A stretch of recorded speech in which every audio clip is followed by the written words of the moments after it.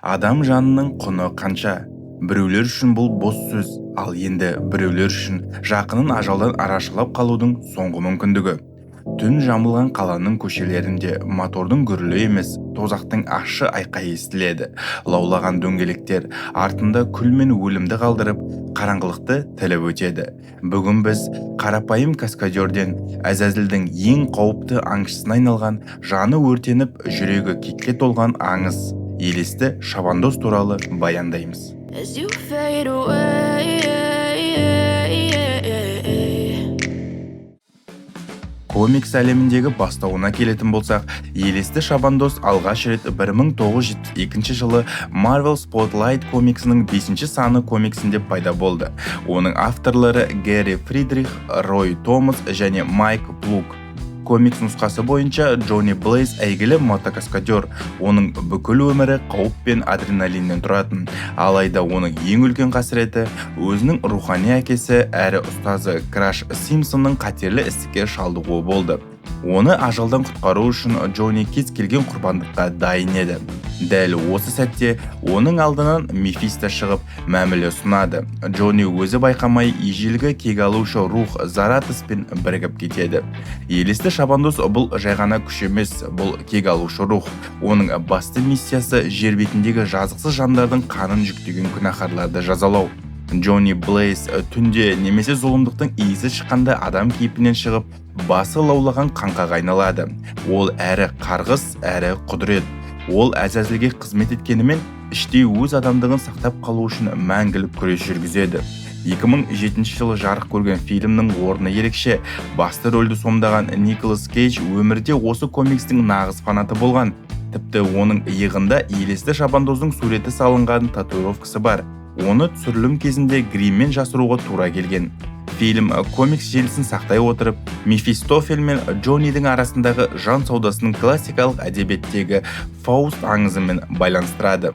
Кек алушы рухтың күші тек қорқынышты сырт келбетінде емес, ол тірі адам төзе алмайтын тылсым қабілеттердің иесі. Жазалаушы жанар. Комиксте бұл қабілеттің сипаттамасы өте терең. Бұл жай ғана отпен өртеу емес, құрбанның көзіне қарағанда, ол адам өмір бойы басқаларға жасаған барлық жамандығын, әрбір айтқан өтірігін, әрбір тартқызған азабын миллион есе күшейтілген түрде өз тәнімен сезінеді. Егер адамның күнәсі көп болса, оның жаны сол сәтте күл болып кетеді. Тозақ оты. Бұл кәдімгі от емес, ол адамның тәнін емес, рухын өртейді. Бұл отты сумен өшіру мүмкін емес, ол тек шабандоздың еркімен ғана сөнеді. Шексіз мүмкіндік. Комикстерде шабандоздың күші Джоннидің қиялына байланысты. Ол шынжырды ғана емес, бүкіл қоршаған ортаны тозақ қаруына айналдыра алады. Бір қызығы, шабандоздың күшінің шегі жоқ. Доктор Стрэндж бірде, егер шабандоз өз күшін толық еркіне жіберсе, ол Галактус сияқты ғарыштық құдайларды да жеңе алады, деп айтқан.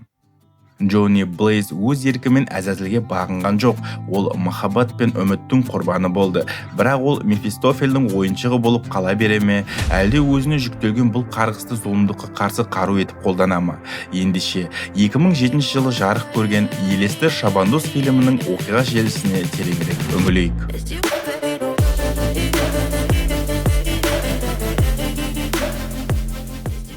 Оқиға желісі бойынша қорықшы Әзәзіл үшін адасқан жандардың рухын жинауға мәжбүр болған елес шабандоз туралы аңызды баяндайды. Шабандоз Сан-Венгас қаласынан мыңдаған зұлым жанның тізімі жазылған келісімшартты жеткізуі тиіс еді. Бірақ бұл құжаттың құдіреті соншалықты зор болғандықтан, шабандоз Әзәзілдің өзін алдап соғып, келісімшартты өзімен бірге алып қашып кетеді. Арада 150 жыл уақыт өтеді. Бартон Блейз бен оның ұлы Джонни жәрмеңкеде мотоциклмен қауіпті әрі таңғажайып трюктер көрсетіп өнер көрсетеді. Шоу аяқталғаннан кейін әкесі ұлына сүйіктісі Роксанға әсер қалдырамын деп тым ақылға сыйымсыз тәуекелшіл әрекеттерге барып жүргенін айтып ескерту жасайды. Кейінірек Джонни сүйіктісімен ағаш түбінде кездеседі. Сол жерде бойжеткен әкесінің оны басқа қалада тұратын анасына көшуге мәжбүрлеп жатқанын мұңайып жеткізеді. Мұны естіген Джонни Роксанға бірге қашып кетуді ұсынады, және екеуі нәзік сүйіседі. Үйіне келген Джонни әкесінің ұйықтап қалғанын көреді. Ол кездейсоқ медициналық жазбаларды тауып алып, Бартонның денесіндегі қатерлі ісіктің барған сайын үлкейіп, жағдайының нашарлап бара жатқанын біледі. Көңілі құлазыған Джонни мотоциклін жөндеп жатқан сәтте, кенеттен оның жанында Мефистофель пайда болады. Оның пайда болуымен бірге айнала суып, ауада күкірт пен әлемнің иісі сезілгендей болады. Жалпы Мефистофель дегеніміз кім? Европаның көне аңыздарында, әсіресе әйгілі Гетенің Фауст трагедиясында Мефистофель адамның жанын сатып алу үшін келетін, қулығына құрық бойламайтын әзәзіл. Оның есімі көне грек тілінен аударғанда жарықты сүймейтін деген мағынаны береді. Ол қараңғылықтың елшісі, үміті үзілген жандардың ең әлсіз тұсын тауып, оларды мәңгілік лағынетке байлайтын келісімшарт ұсынудың шебері. Марвел комикстерінде бұл кейіпкер Мефисто деген атпен танымал. Ол жай ғана жын пері емес, ол тозақтың бір бөлігін билейтін, құдіреті шексіз дерлік демоникалық тіршілік иесі. Комикстерде Мефисто христиан дініндегі шайтан емес, ол соның рөлін ойнағанды ұнататын, адамдардың азабынан ләззат алатын ғарышық деңгейдегі жаратылыс. Ол күміс серфингші, Тор, тіпті өрмекші адамның да тағдырына араласып, олардың өмірін астан-кестен еткен. Ал фильмде режиссерлер оны Мефистофель деп атау арқылы классикалық әдебиетке, яғни жанын сатқан адам туралы аңызға көбірек мән берген. Фильмдегі Мефистофель айқайлап, сес көрсететін құбыжық емес, керісінше сыпайы, бірақ суық жымиысымен жүректі мұздататын, сөзіне берік, бірақ сөзінің астарында үлкен айласы бар джентльмен шайтан. Ол Джонниге жай ғана көмек ұсынған жоқ, ол оның ең қасиетті сезімін, әкесіне деген махаббатын өз мақсатына пайдаланды. Мефистофель үшін адамның жаны ең құнды валюта, ал Джонни сияқты қайсар жігіттің жаны оның коллекциясындағы ең асыл жәдігерге айналмақ еді. Мефистофель Джонниге жақындап, әкесіне көмектесуді ұсынады. Оның ақысы ретінде ол жігіттің жанын сұрайды. Мен сенің жаныңды аламын. Джонни бұл сөзді жай ғана есерсоқ шалдың сандырағы немесе орынсыз әзілі деп қабылдап, тіпті неге болмасқа дегенде келісімін береді. Сол сәтте Мефистофель оған көне шиыршық қағаз, қанмен бекітілетін мәңгілік келісімшартты ұсынады. Джонни оған қолын тигізгенде байқаусызда саусағын қағаздың өткір жиегіне тіліп алады. Мефистофель суық жымиып, келісімшартқа тамызған бір тамшы қаныңда жеткілікті дейді. Осы бір сәт Джонни Блейздің тағдырын мәңгілікке өзгерткен еді. Джонни ұйқысынан оянғанда әкесінің еш жері ауырмай, тастай сау болып кеткенін көріп қайран қалады. Сол күні кешкісін Джонни үйінен қашпақ болады, бірақ дәл сол мезетте орын толмас трагедия орын алады. Бартон отты шеңбер арқылы секіретін жаңа әрі аса қауіпті трюкті орындау кезінде апатқа ұшырап мерт болады. Әкесі көз жасына булыққан ұлының қолында жан тапсырады. Сол жерде пайда болған Мефистофель Джонниді тоқтатып, сен маған қажет болған күні мен сені іздеп келемін, дейді. Ол Джонниге ендігі жерде достары мен отбасы туралы мүлдем ойламауын, себебі оның жаны енді түбегейлі әзәзілге тиесілі екенін ескертеді. Блейз төбе басында қалып бара жатқан Роксанға мұңмен қарап, жалғыз өзі белгісіздікке бет алып алысқа жүріп кетеді. Арада көптеген жылдар өтеді. Джонни қазіргі таңда әлемдегі ең танымал әрі мықты мотокаскадерға айналған. Ол кезекті аса күрделі трюкті орындауға дайындалады. Блейз оңдаған жүк көлігінің үстін ұшып өтеді, бірақ жерге қону сәтінде сәтсіздікке ұшырап, зор жылдамдықпен қабырғаға соғылады. Каскадердің командасы мен оның ең жақын досы Майк дереу Джонниге қарай жүгіреді. Олар жігіттің мұндай сұмдық апаттан аман қалғанын көріп, таңданыстарын жасыра алмайды. Көрермендер қуаныштан айқайлап дүр сілкінеді. Блейзер командасы фургонмен қайтып келе жатқанда, Майк досының мұндай ауыр құлаудан қалайша дін аман шыға беретініне еш түсіне алмай аң-таң болады. Досы Джонниді жебеуші періштесі құтқарып жүр деп нық сенеді, бірақ Джонни ғана оның артында әлдеқайда қараңғы әрі сұсты тұлға тұрғанын жақсы біледі. Дәл осы уақытта Блейкхарт жол бойындағы байкерлер жиналатын тозақ періштелері атты барға кіріп, іштегілердің барлығын бір ғана жанасумен жайратып салады. Оның суық саусақтары тиген әрбір жанның денесі солып, өмір нәрі қас қағым сәтте су алып кетеді. Блейкхарт, ол кім және оның астарында қандай құпия жатыр? Егер Мефистофель көне заманнан келе жатқан айлакер әрі тәртіпті шайтан болса, Блэкхарт оның толық қарама-қайшылығы. Ол тозақ тағының мұрагері, бірақ әкесінің көлеңкесінде жүруден шаршаған, оны тағынан тайдырып, әлемге өз билігін орнатқысы келетін нағыз бүлікші. Марвел комикстерінде Блэкхарттың пайда болу тарихы өте қорқынышты әрі мистикалық. Ол кәдімгі мағынада туылған жан емес. Нью-Йорк штатындағы Христос тәжі атты мекенде ғасырлар бойы жиналған адамдардың зұлымдығы, өшпенділігі мен жасаған қылмыстары соншалықты тығыз энергияға айналған. Мефисто осы шоғырланған қараңғылықты алып оған жан бітіреді. Осылайша Блэкхарт мыңдаған жылғы адамзат күнәсінің тірі бейнесі. Комикстерде ол фильмдегідей адам кейпінде емес, денесі қара тікенектермен қапталған, көздері қанға толған, сұсты қара құбыжық ретінде суреттеледі. Оның құдіреті сондай, ол тек елесті шабандозбен ғана емес, сорвиголова және өрмекші адам сияқты батырлармен де талай мәрте шайқасқан. 2007 жылғы фильмде режиссерлер оны адамға ұқсас етіп көрсетуді жөн көрді. Мұнда ол боп-боз өңді, қара шашты, суық көзқарасты жас жігіт кейпінде. Бұл оның құлаған періште екенін меңзейді. Ол өзін әкесінен әлдеқайда ақылды әрі заманауи сезінеді. Оның ойынша Мефистофель ескірген әдістермен жұмыс істейді, ал Блэкхартқа жер бетінде нағыз тозақ орнату үшін тек Сан-Венганс келісімшарты керек. Блэкхарттың ең басты ерекшелігі оның жаны жоқ. Ол зұлымдықтан жаратылғандықтан оның кеудесінде адамға тән ешқандай сезім немесе рух жоқ. Бұл оны елесті шабандоз үшін ең қауіпті жау етеді. Неге? Шабандоздың ең басты қаруы жазалаушы жанар. Бұл қару адамның көзіне қарап, оның ішіндегі жанын өртейді. Бірақ Блэкхарттың жаны болмағандықтан, бұл жанар оған бастапқыда еш әсер бермейді. Ол тірі өлік, суық энергияның шоғыры. Оның жанасуы өлімнің өзі. Ол өсімдіктерді де, адамдарды да бір сәтте шертіп жібере алады. Сонымен қатар ол жер, су және жел ібілістерін басқарып өзіне қызмет етуге мәжбүрлейді. Ол үшін бұл ібілістер жай ғана құрал, ал адамдар аяқ астындағы құмырсқамен тең. Блэкхарттың барлық әрекеті әкесіне деген өшпенділіктен туған. Ол Мефистофельді жек көреді, өйткені ол әкесінің ережелерімен ойнағысы келмейді. Ол мыңдаған күнәһардың жанын бойына сіңіріп, легионға айналуды армандайды. Егер ол Сан-Венганс келісімшартын иемденсе, оның күші Мефистофельден де асып түсіп, жер бетін мәңгілік қараңғылық басатын еді. Ол суық қанды, ешқандай аяушылықты білмейтін және өзінің мақсатына жету үшін кез келген құрбандыққа баратын зұлымдықтың шыңы.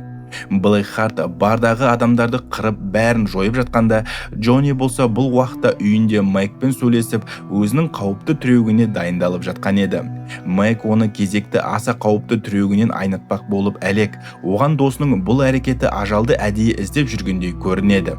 Алайда Блэйз алдағы қауіпті түрек туралы мүлдем уайымдамайды. Ол тек өткенде жіберген үлкен қателігін түзетудің жолы бар ма деген ойда болып, жоғарыдан бір ишарат белгі күтеді. Қайтадан тозақ періштелері барына оралсақ, бұл уақытта Блэкхарт 3 ібілісті шақырады. Грессил жер ібілісі, Валла су ібілісі және Абигор жел ібілісі. Блэкхарт ібілістерге Сан-Венганс келісімшартын табуды және бүкіл әлемді өзіне бағындыруды бұйырады. Мефистофельден сескенсе де, 3 ібіліс оның шартына келіседі. Есік алдында Блэкхартты әкесі Мефистофель күтіп тұр еді. Блэкхарт әкесіне сес көрсетіп, Сан-Венганс келісімшартын тапқан бойда оның бүкіл билігін тартып алатынын айтады. Блэкхарт әкесінен қорықпайды, себебі бұл әлемде Мефистофель оған ештеңе істей алмайды. Мефистофель болса бұзақы ұлына қарсы елесті шабандозды айдап салатын ескертеді, бірақ Блэкхарт бұған тек мысқылмен жымияды. Джонни өзінің ажалмен ойнайтын түрегіне дайындалып жатқан сәтте оған бір тілші жақындайды. Сөйтсе ол баяғы сүйіктісі Роксан екен. Блэйз бірден сұхбат беруге келседі, бірақ өзінің ескі махаббатына баурап алғаны соншалық қобалжығаннан аузына сөз түспей, екі сөздің басын қоса алмай қалады. Бойжеткен қауіпті шоуды тамашалағысы келмей, сұхбатты үзіп кетіп қалады. Джонни досына әкесі армандап кеткендей, қанаттары шыр айналған тікұшақтардың үстінен секіретінін жариялайды.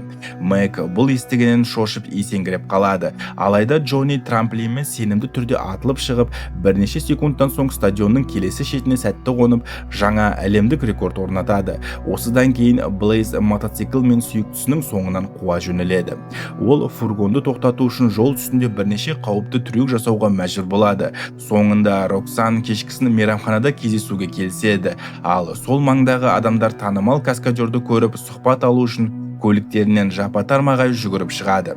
Джонни кездесуде сүйіктісіне не айтарын ойлап толғанып отырғанда, кенеттен оның қолдары қызарып, саусақтарының арасынан түтін будықтай бастайды. Сол сәтте оның санасында Мефистофельдің сұсты дауысы жаңғырады. Ол сыртқа шыққанда өзін жаңа әрі айбынды мотоциклдің күтіп тұрғанын көреді. Кенеттен пайда болған Мефистофель Джонниге осы уақытқа дейін оны ажалдан текке қорғап келмегенін, енді жігіттің келісімшарт бойынша өз міндетін орындайтын кезі келгенін қатал ескертеді. Мефистофель егер жігіт Блейхардтың көзін жойып, оны тоқтататын болса, оны келісімшарт бұғауынан босатуға уәде береді. Джонни мотоцикл тізгініне ие бола алмай қалады. Темір тұлпар оны таңдап алынған нысанаға қарай өздігінен алып шығады. Блейхард өзінің ібілістерімен бірге бұрын зират болған теміржол станциясына келіп, күзетшіден ескі қабірлердің қайда кеткенін сұрайды. Күзетші олардың әулие Михаил шіркеуіне көшірілгенін айтып үлгергені сол еді. Блейхард бейшараны сол жерде мерт қылады. Сол сәтте жетік білген Джоннидің қол аяғы кенеттен лаулап жана бастайды. Ол шыдатпас аурудан ащы дауыспен айқайға басады. Блейздің басы лаулаған қаңқаға, яғни бас сүйекке айналғанда, ол тозақ күлкісімен қарқылдайды. Осылайша жігіт қаһарлы, елесті шабандозға айналады. Блейхард шабандозға ібілістерді айдап салады, бірақ Джонни өзін буындырмақ болған шынжырды сұрапыл қаруға айналдырып жібереді. Жер ібілісі Гресл Джонниді жүк көлігімен қабырғаға қатты соғып, жаныштап тастайды. Алайда шабандоз мұндай соққыдан тіпті қымсынбайды да, ол ібілісті лаулаған шынжырымен орап алып, оны бір үйінді тасқа айналдырып бір жола құртады. Джонни қолымен мотоциклін жанап өткенде, ол сұсты әрі айбынды отқа оранған мотобайкқа айналады. Ол қалаға оралып бір қарақшының бойжеткеннің сөмкесін тартып алмақ болып жатқанын көреді. Қылмыскер Джонниді пышақпен ұрмақ болады, бірақ қару оның қолында қағаз секілді еріп кетеді. Шабандоз қарақшыны жасаған барлық зұлымдықтарын есіне түсіруге мәжбүрлеп, оның жанын іштей өртеп жібереді. Бұл жаза кез келген өлімнен де қорқынышты еді. Таң шапағы біліне бастағанда, шабандоздың тылсым күші де біртіндеп сарқыла бастайды. Джонни зират ішімен баяу жылжып келіп, әкесінің қабірінің жанында тоқтайды. Оның денесі ауырсынудан қалтырап, ол қайтадан адам бейнесіне ене бастайды. Кездесуге келмеген Джонниге өкпелеген Роксан қаладағы орын алған жұмбақ өрттер туралы репортаж түсіреді. Ал полиция қызметкерлері оқиға орнынан Джонни Блейздің мотоцикліне тиесілі нөмірді тауып алады. Зират күзетшісі Джонниді көріп қалып, оған көмек қолын созады. Ол елесті шабандоздың шын мәнінде Әзәзілге қызмет ететін, тозақтан қашқандарды аулайтын бас кесер екенін түсіндіреді. Шабандоз тек түнде және зұлымдық орын алған жерде ғана пайда болады. Блейз кешегі қарақшыны есіне алады, ал қарт оның шабандоздардың ең қуатты қаруы жазалаушы жанарды қолданғанын айтады. Бұл жазаға ұшыраған қылмыскер өз құрбандарына тартқызған барлық азапты өз басынан кешіреді. Күзетші Сан-Венгіз қаласындағы соңғы елесті шабандоздың тарихын баяндайды. Сөйтсе, Блейхардтың ібілістері көктен туылған періштелер екен. Қарт шабандозы тек шіркеу сияқты киелі жерлер ғана қорғай алатынын ескертеді. Джонни қала ішіндегі кешегі қирандыларға түршіге қарайды. Ол Роксанды жолықтырады, бірақ бойжеткен оған ашулы, ескі өкпе реніштерін айтып тастайды. Блейз үйіне оралып, өз денесіндегі оттарды зерттей бастайды. Тіпті қолын лаулатып жағуды үйренеді. Дәл осы кезде Роксан келіп, сенде не болып жатыр деп сұрайды.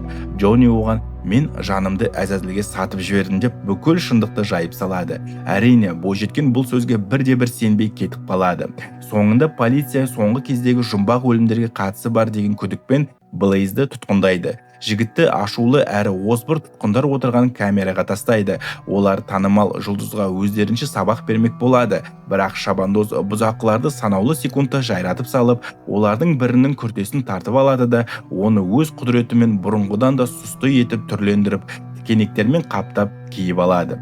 Ішіндегі жасөспірім жігіттің еш кінәсі жоқ екенін сезіп, тек соған ғана тиіспейді. Шабандоз темір торды ертіп жіберіп, түрмеден шығып кетеді. Бұл уақытта Блэкхарт әулие Михаил шіркеуіне барып, діни қызметкерден Сан-Венгіз келісімшартын беруді талап етеді. Діни қызметкер шындықты айтудан бас тартқанда, Блэкхарт оны аяусыз өлтіріп тастайды. Сосын ол шабандоздың көзін жою үшін жел ібілісі Абигорды жұмсайды. Джонни полиция бөлімшесінен өз мотоциклін алып кетіп қалады да, біраздан соң Абигор ібіліспен кездеседі. Абигор оны мазақтап, намысына тиіп қашып, ұстатпай көңіл көтеріп жүреді. Шабандоз оның соңынан ғимараттың тік қабырғасымен жоғары қарай лап қояды. Мұны қонақ үйдің бөлмесінің терезесінен Роксон көріп, аң-таң болады. Тәртіп бұзушыларды полиция тікұшағы қуып жетеді, бірақ Джонни шынжырын қолданып оны алысқа лақтырып жібереді. Шабандоз жел ібілісімен айқасады, бірақ қарапайым шынжыр бұл жолы мүлдем көмектеспейді. Сонда Джонни шынжырды лаулатып жағып, үлкен отты құйын тудырады да, Абигорды соның ішінде өртеп жібереді. Шабандоз жерге қонғанда, оны полиция қоршауға алады. Джонни қалың топтың арасынан Роксонды көріп, бір сәт сабырға келеді де, оған қарай беттейді. Алайда полициялар құбыжыққа қарата оқ жаудыра бастайды. Сол кезде Шабандоз жаңа күшпен лаулап оттан қабырға тұрғызады да, көзден ғайып болады. Блэкхарт мұның бәрін бақылап тұрып, жауының ең әлсіз тұсын тапқанына қуанып, мысқылмен жымияды. Шабандоздың қазіргі уақыттағы ең әлсіз тұсы әрине ол сүйіктісі Роксон еді. Джонни қайтадан зиратқа оралады. Айнала тып-тыныш, тек қабірлердің арасындағы суық жел ғана ысқырады. Осы жерде күзетші Джонниге өткен ғасырдың ең үлкен құпиясын, Техас рейнджері болған Картер Слейттің хикаясын баяндап береді. Бұл жай ғана аңыз емес, бұл сатқындық пен өкініштен өрілген қасіретті тарих. Картер Слейт 1800 жылдардың соңында Техаста аты шыққан заң мен әділдікті ту еткен қайсар рейнджер еді. Бірақ тағдырдың жазуымен ол бір рет қателесіп ашкөздіктің құрығына түседі. Соның кесірінен ол дарға асылу үкіміне кесіліп, ажалмен бетпе-бет келеді. Дәл осы сәтте оның жаны үзілер алдында көлеңкеден Мефистофель шыға келеді. Ол Картерге өмір сыйлауды ұсынады, бірақ оның өтеуі мәңгілік құлдық еді. Картер келіседі де Мефистофельдің елесті шабандосын айналады. Оған берілген ең алғашқы әрі ең ауыр тапсырма Сан-Венгіз қаласынан мыңдаған зұлым жанның тізімі жазылған келісімшартты иесіне жеткізу болатын. Алайда Картер бұл құжаттың ішінде қаншалықты жойқын күш бар екенін сезеді. Егер бұл келісімшарт Әзәзілдің қолына түссе, жер беті тірі тозаққа айналатын еді. Картер Слейт өзінің адамдық болмысын сақтап қалып, Мефистофельді алдап соғады да келісімшартты алып қашып кетеді. Содан бері ол 150 жыл бойы осы зиратта тығылып, киелі жердің күзетшісі болып, уақыты келгенде бұл аманатты лайықты адамға тапсыруды күтіп жүрді. Комикс әлемінде Картер Слейттің орны өте ерекше, және оның тарихы фильмдегіден де тереңірек. Marvel комикстерінде Ghost Rider, яғни елесті шабандоз есімімен ең алғаш рет 1967 жылы дәл осы Картер Слейт танымал болған. Бірақ ол кезде оның басы лаулаған от емес еді. Ол Phantom Raider, яғни елес салт атты немесе аруақ шабандоз деп аталды. Ол бастан аяқ аппақ киім киіп, түнде фосфордай жарқырап, қылмыскерлердің зәресін алатын тірі аруаққа ұқсайтын. Оның тұлпарының есімі Банши. Ол да иесі сияқты тылсым күшке ие ақ боз ат болатын. Комиксте Картер Слейт Мефистомен емес, жергілікті үндістердің шаманы жалындаған жұлдызбен кездеседі. Қаскөйлерден ауыр жараланған Картерді үндістер емдеп оған киелі күш береді. Ол батыстың батыры, заңсыздықпен күрескен кек алушы рух болады.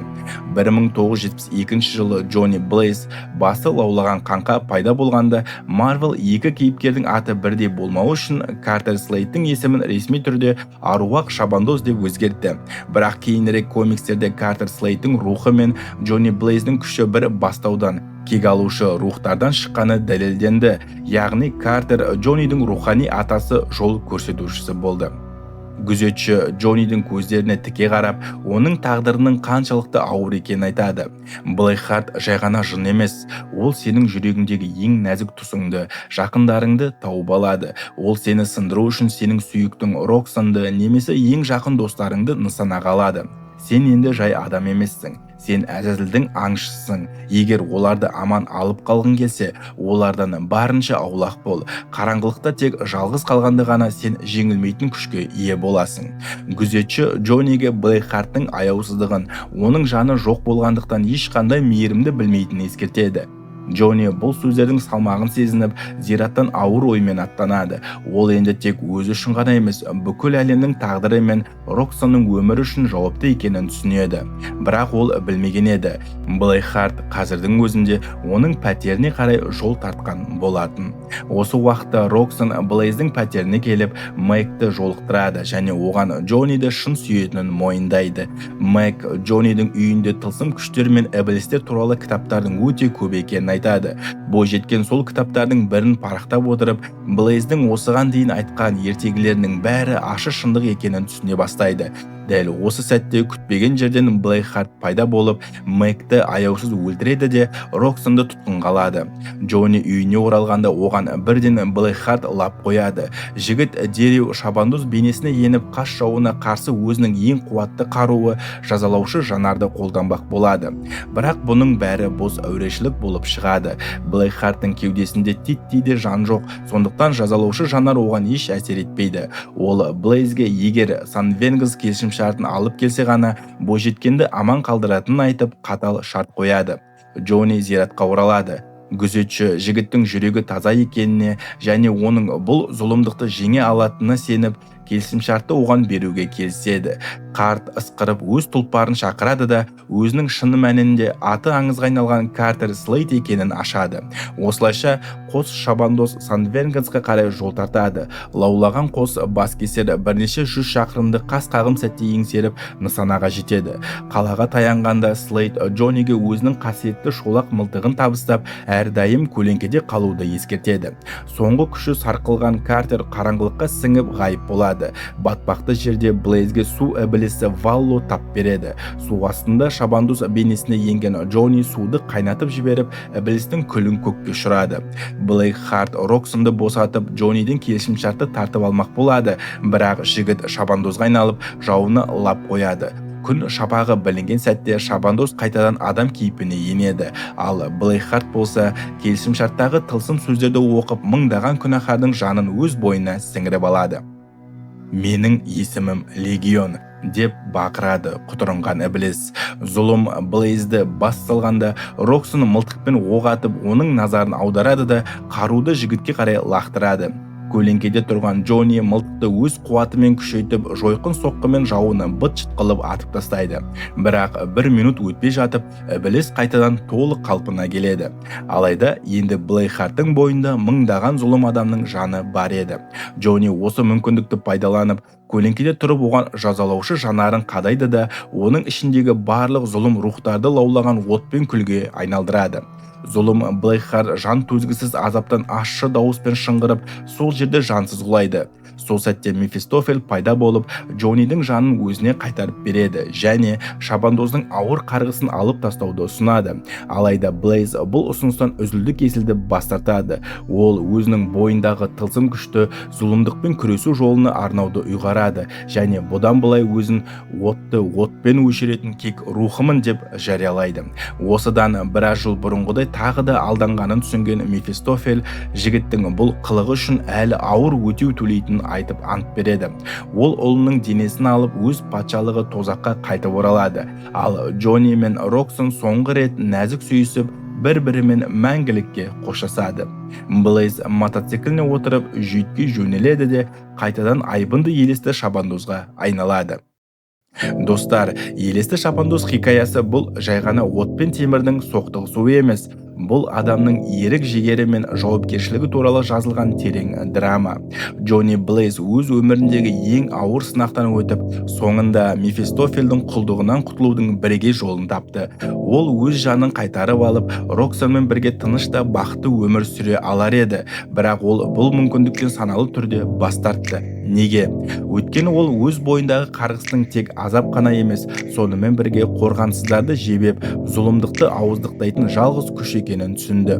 Джоннидің отты отпен өшіретін кек рухымын деген сөздері оның тағдырын мәңгілікке айқындап берді. Ол енді жай ғана каскадер емес, ол түн қараңғылығында адасқан жандардың көмекшісі және зұлымдыққа тосқауыл қоятын жалғыз күзетші.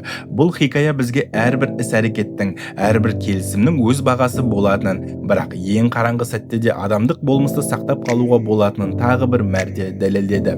2007 жылғы бұл туынды Николас Кейдждің мансабындағы ең ерекше әрі есте қаларлық рөлдердің біріне айналды. Ал сіздер қалай ойлайсыздар? Джонни Роксомен қалып қарапайым өмірді таңдауы керек пе еді? Әлде шабандоз болып қалғаны дұрыс болды ма? Оның бұл құрбандығы ақталды ма? Өз ойларыңызды пікірге жаза кетіңіздер. Әр пікірді оқу мен үшін өте қызықты. Достар, тағы бір маңызды жаңалық. Егер сіздерге менің видеоларым ұнаса және арнаның одан әрі дамуына, сапалы контенттің жиі шығуына өз үлестеріңізді қосқыңыз келсе, мен арнайы Boosty парақшасын аштым. Ол жерде сіздер арнаны қолдап біздің үлкен кино отбасымыздың бір бөлшегі бола аласыздар. Boosty сілтемесі видео астындағы сипаттама бөлімінде және бекітілген пікірде қалдырдым. Әр қолдау арқылы сіз өзіңіз таңдаған, өзіңіз көргіңіз келетін видеоны айтсаңыз, соны қабылдап видеоны жарыққа шығаратын боламын. Яғни сіз тікелей осы арнада қандай видео болу керегін, қандай контент көргіңіз келетінін шеше аласыз. Және де ұмытпаңыз, әрбір қолдауыңыз мен үшін үлкен мотивация және жұмыстарға жол ашатын күш. Бүгінгі видеомыз осымен аяқталды. Егер сізге комикс немесе фэнтези кино әлемінің осындай қызықты талдаулары ұнаса, лайк басып, Киношоу KZ арнасына жазылуды ұмытпаңыздар. Сіздердің қолдауларыңыз біз үшін өте маңызды. Сіздермен болған Киношоу KZ келесі кездескенше. Yeah, I'm about to fade away, 'cause every time I wake up I feel like it's Monday. Something's going wrong with all the chemicals up in my brain.